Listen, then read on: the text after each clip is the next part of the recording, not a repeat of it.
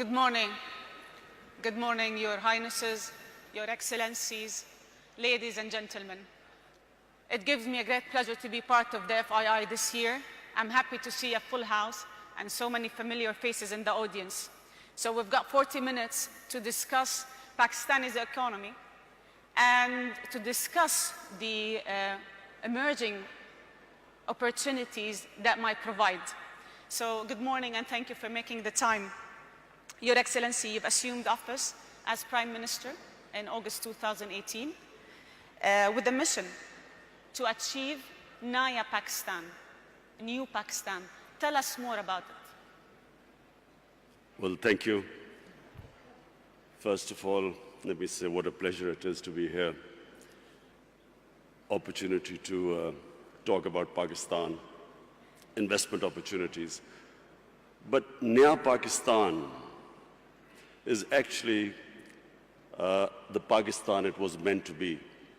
Pakistan was the only state, well, one of the two states made in the name of an ideology which was Islam. So when we talk about Naya Pakistan, it is going back to the vision of the founding fathers of Pakistan.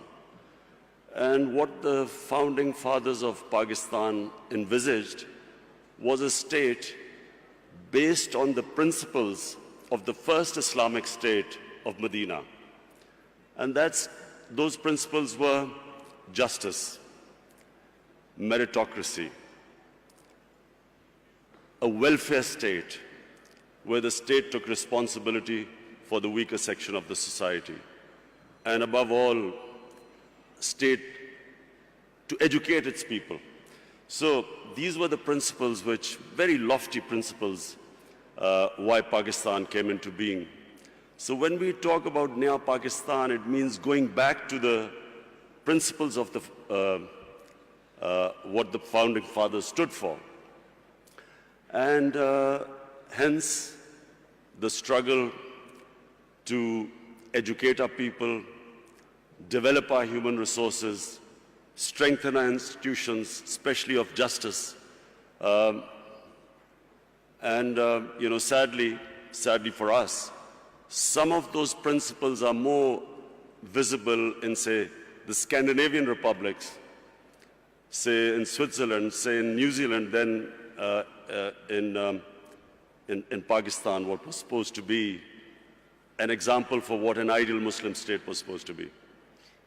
You've mentioned so many important points that I'm going to go back to one by one. So working on human capital, fighting corruption, empowering the economy.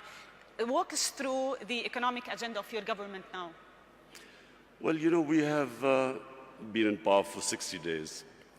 We have inherited two big deficits: fiscal deficit, current account deficit.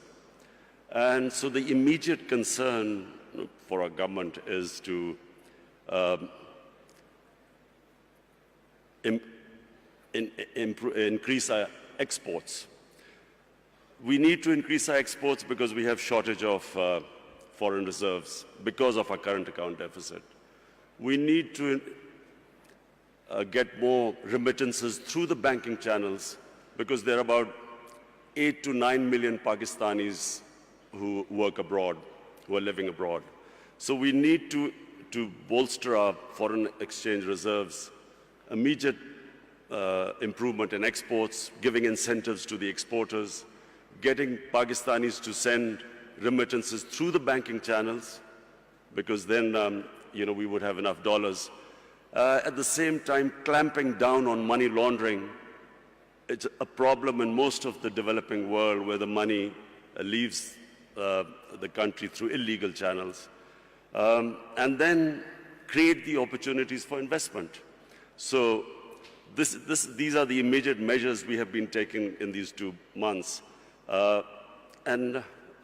Obviously, to get through this difficult period, we're looking for loans.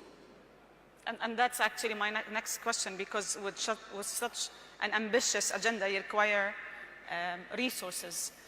How does your government plan to overcome the existing financing gap? Are we talking about loans, IMF program? What are the options you have on the table? Well, whatever reforms we do today, the impact will be in maybe 3 months, 6 months, a year's time. So right now we need to have loans to go through this difficult period of repaying or servicing our debts for our imports. So we are talking to both IMF and also we are talking to friendly governments that we could go through this difficult period to get loans. So you might be applying for another IMF program? Yes, we're talking to the IMF. What we are hoping is that we can do a bit of both, get some loans from friendly governments, at the same time get a loan from the IMF, and so to go through this period which we feel we have a tough period for the next 3 to 6 months. I'm going to go back to the point you mentioned in your first answer. So during your victory speech, your main point was fighting corruption in Pakistan and powering the economy. How is your government aiming to ensure transparency so you can revive the investors' confidence in Pakistan and investing in Pakistan? Firstly, Lubna, you must understand that corruption is what makes a country poor. Corruption is the main difference between the developed world and the developing world. Countries are not poor because they lack resources. For instance, Congo has so many resources. It's one of the most resource-rich area in the world, as opposed to Switzerland, which comparatively hardly has any resources.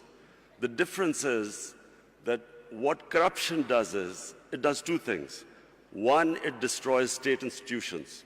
When the ruling elite is corrupt, it can only make money by destroying all those institutions that are check and balance in the way of corruption. And secondly, corruption diverts money from human development to mega projects which give mega kickbacks, which leave a country indebted.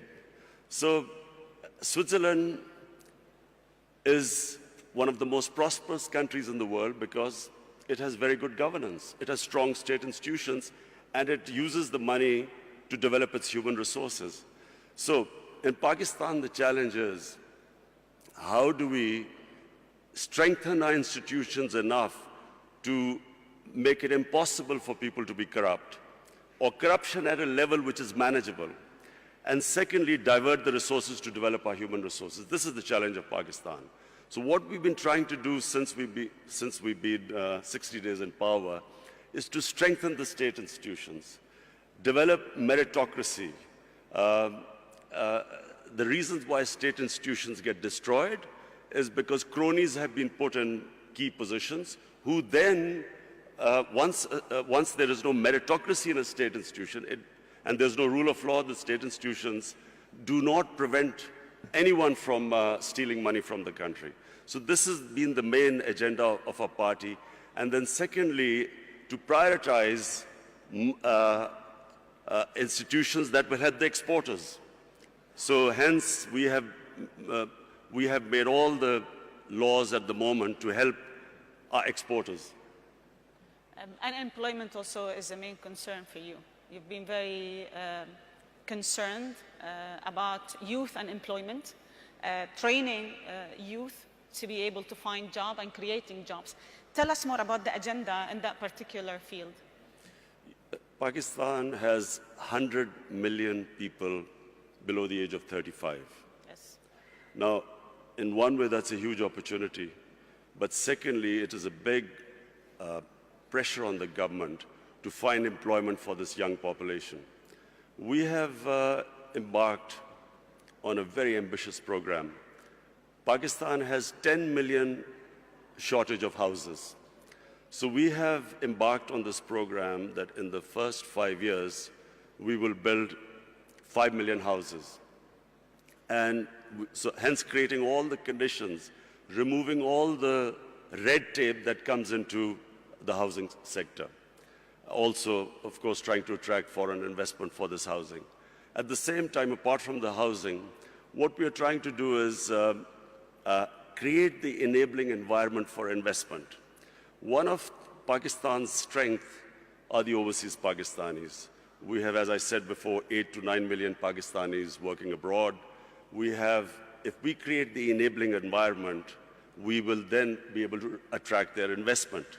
If you see the growth of China and India, one of the biggest, the first people who invested were the overseas Indians and overseas Chinese who came back. So we have this big resource lying outside Pakistan. Our main effort is to create the enabling environment, make it easy to do business, the ease of doing business, bringing down the cost of doing business, and attracting this investment. Speaking of China, you've always spoke about how good China is in bringing 700 million people out of poverty. And I think the China-Pakistan Economic Corridor, or what you call CPEC, is being debated a lot lately. I would like to understand more about it from a Pakistan angle. First of all, let me just say two things about China, which for Pakistanis is very attractive.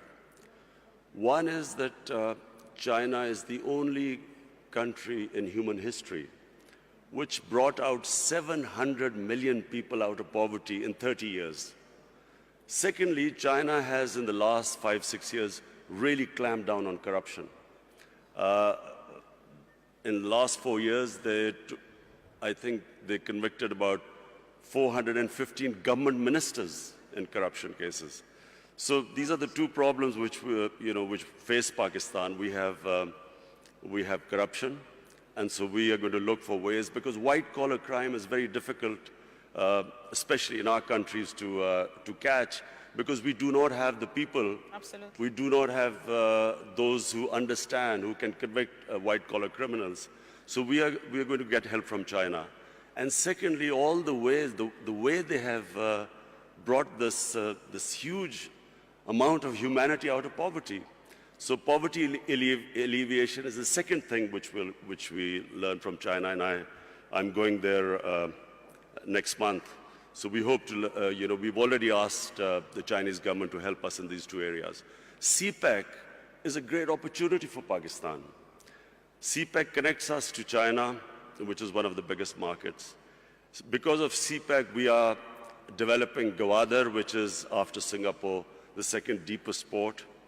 And because of CPEC, we are developing these special economic zones where we will invite investments from all over. So hence, provided we get our governance structure right, CPEC is a great opportunity for Pakistan. And actually, that leads to my second question, that this whole collaboration with China, how can it help Pakistan bring more international investors? Well, simply because China, A, is a huge market. Secondly, the CPEC is this route which connects us, China, right down to Gwadar. So we have all this opportunity with these special economic zones to invite people. It gives a great opportunity for investment. And remember Pakistan's strategic position.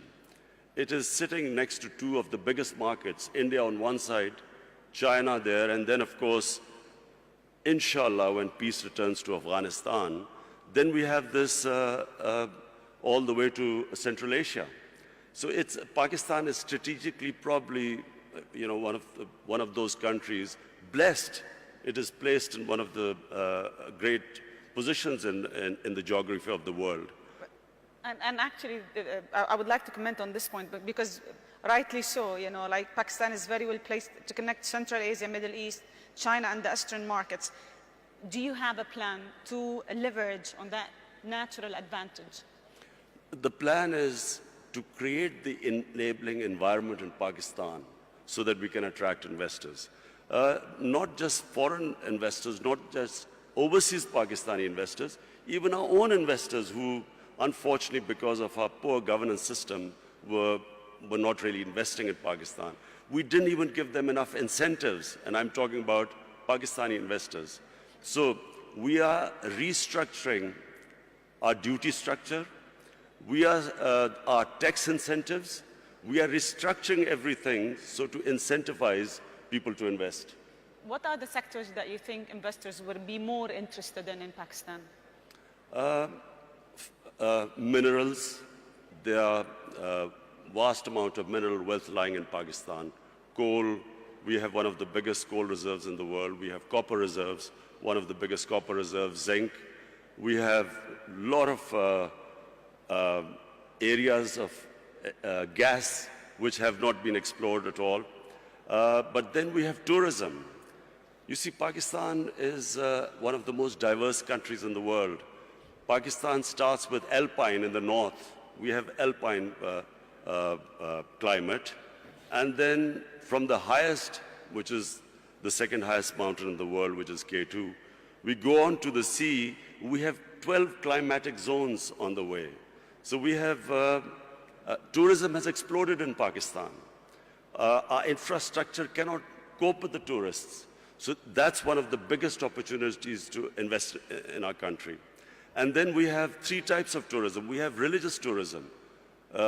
North of Pakistan was the center of the Buddhist civilization. We have the oldest civilization in the world, which is the Indus Valley civilization in Mohenjo-daro. Peshawar is one of the oldest living cities in the world, 2,500 years old. Lahore, also one of the ancient cities. So Pakistan is a diverse country. It's unfortunately because of the war on terror, last 13, 14 years, we had this turmoil where tourism disappeared. But in the last 2 years, we have all records of tourism have been broken in our country. So that's a great area to invest. So you've mentioned 2 points, tourism and energy. You've spoken enough about tourism and what should happen and how the investment should be. But on housing is also, of course, 5 million houses we are building. That's another area we're expecting investment from abroad. Let me talk about energy, because I think finding a sustainable fuel and gas supply by investing in Pakistan's own production is vital for your economy. What's your plan to reducing energy dependency and really inviting international investors and local investors to invest in that particular field?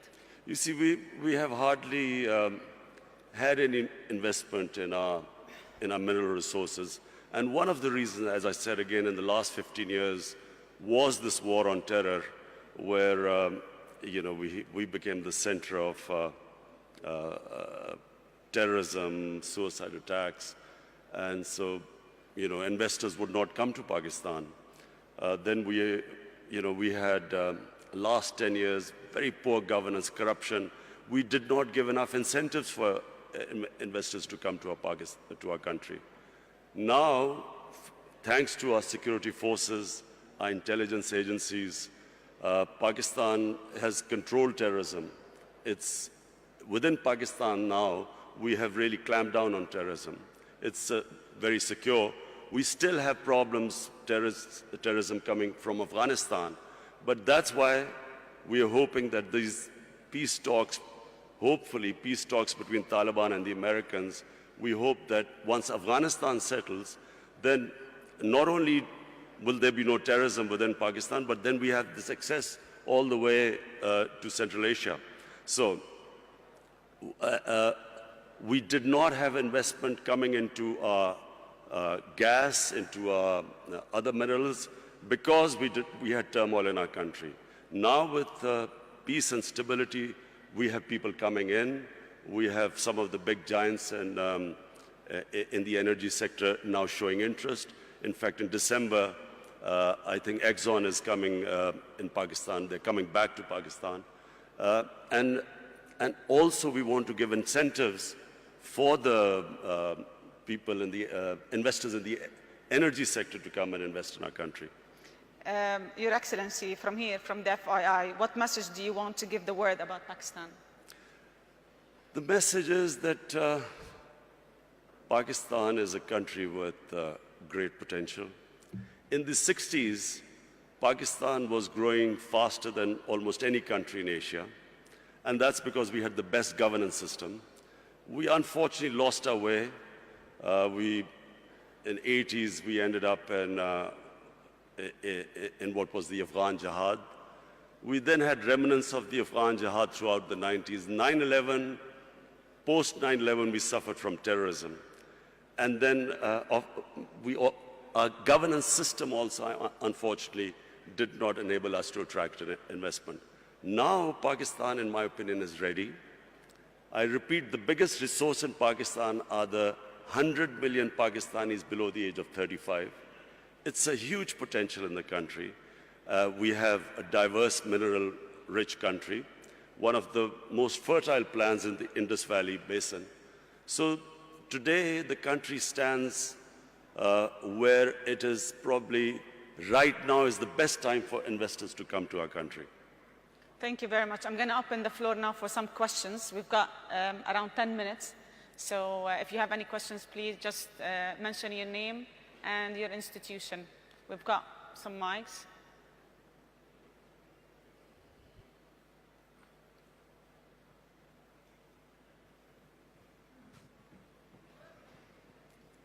I think I was very comprehensive.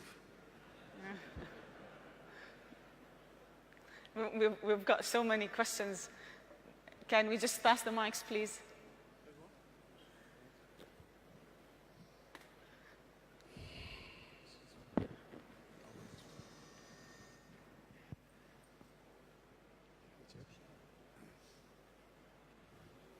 Bismillah ar-Rahman ar-Rahim. Your Excellency, welcome to Saudi Arabia. Okay, welcome. Saudi Arabia businessmen are really very much looking at investment opportunities in Pakistan. We have a lack of information.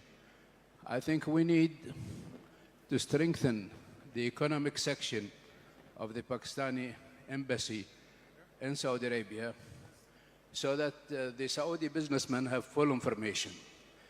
We believe, from our experience, with the expertise of Pakistanis working in Saudi Arabia, who really shared with us our experience of development, they really show a potential to build a great country in Pakistan, like helping us to build a great country in Saudi Arabia.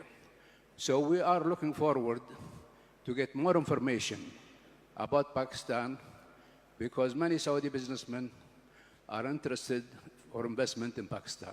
Thank you. Thank you. I have spoken to His Highness Prince Salman, and he is already organizing businessmen from Saudi Arabia to come to Pakistan to invest. So we look forward.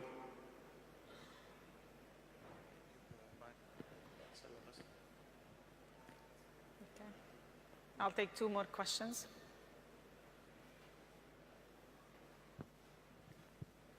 Okay. Hi, Imran. I'm Vikram from Tech Mahindra. Very inspirational talk. You did mention about 100 million people below the age of 30. And you mentioned about minerals and oil and gas. Don't you think information technology also could be an avenue for Pakistan? Yes, Vikram. Information technology could be one area where we could not only improve our exports, but also provide employment to our young people. Unfortunately, we did not concentrate like India did in information technology. We've got left a bit behind, but now we are concentrating, organizing our IT sector so we can develop it. Yes.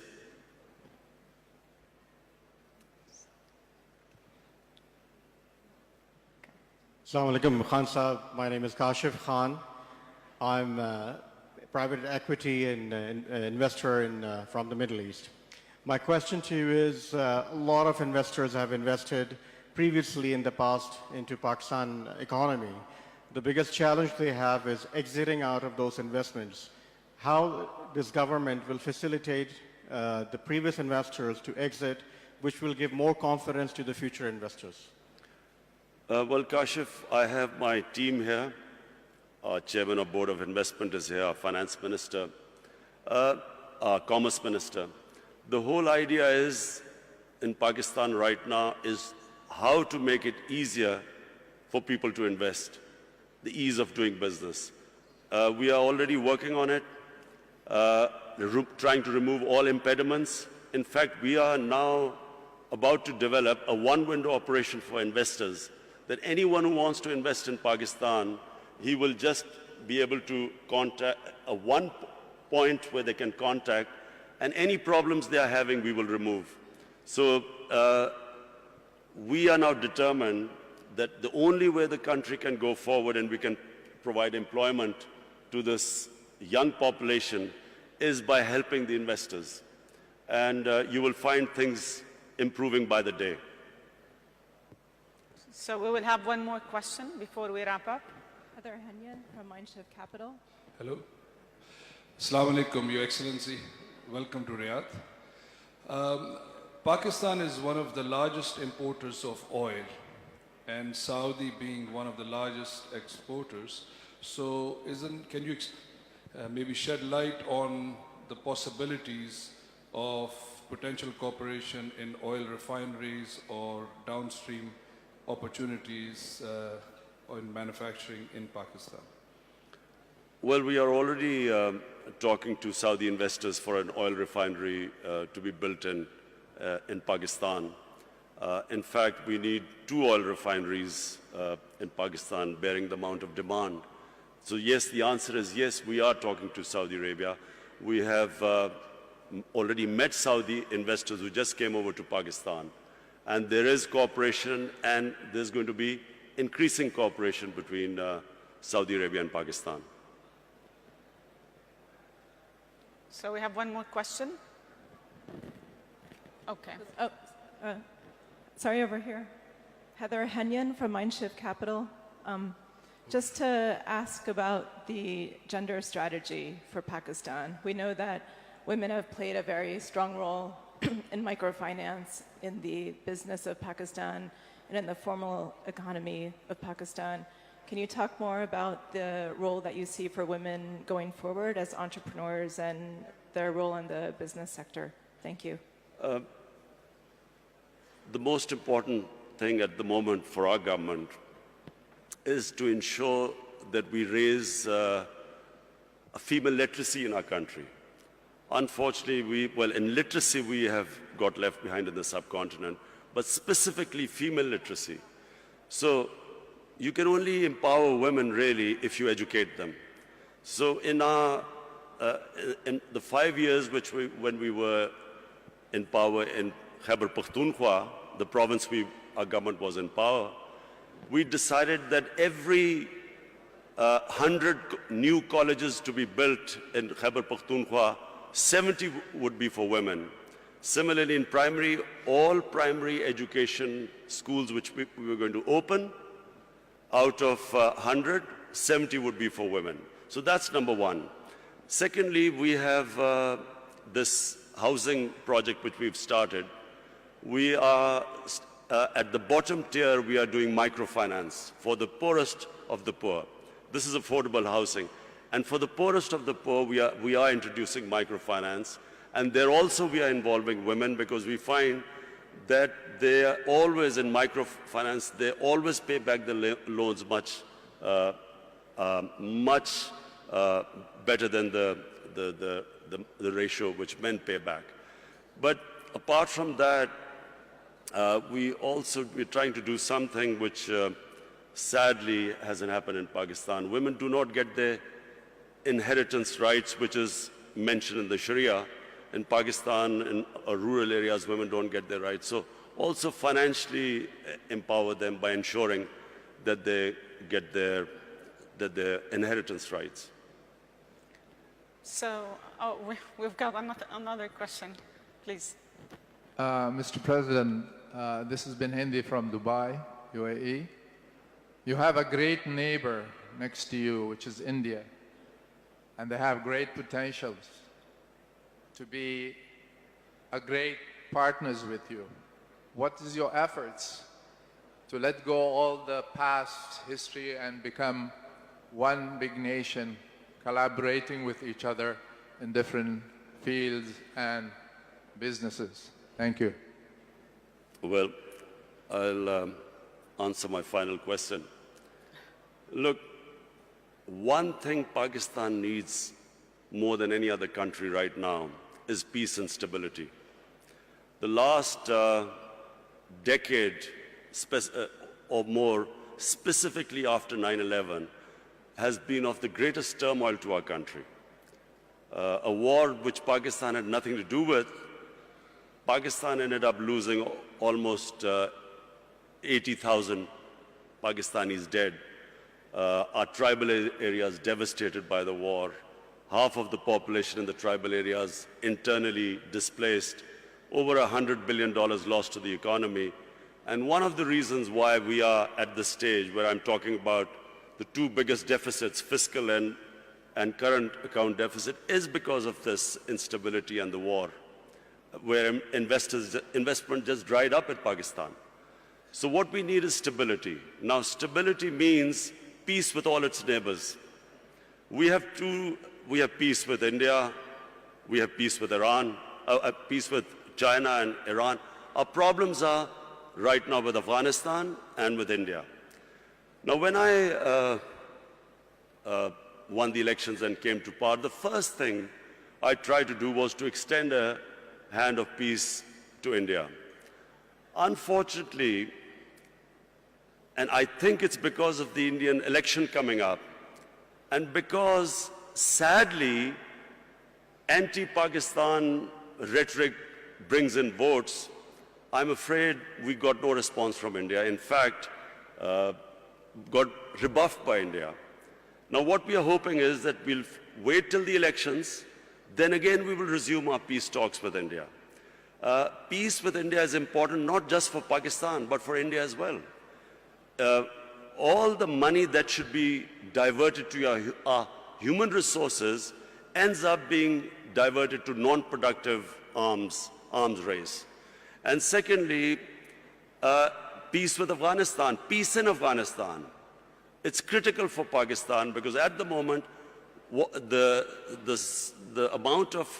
low amount of terrorism coming into Pakistan is from Afghanistan. And so it's, for us, for Pakistan, it's extremely important that we have peace with both the neighbors. And I can tell you, my government will be trying its best. We are all in Pakistan, there is a consensus amongst all stakeholders that what this country right now needs peace and stability. And only peace and stability will allow us to bring in investment to most of all, to alleviate poverty, give employment to our young population. So we will wrap it here. Thank you very much for joining us, and thank you for sharing with us all this. The Prime Minister of Pakistan, thank you.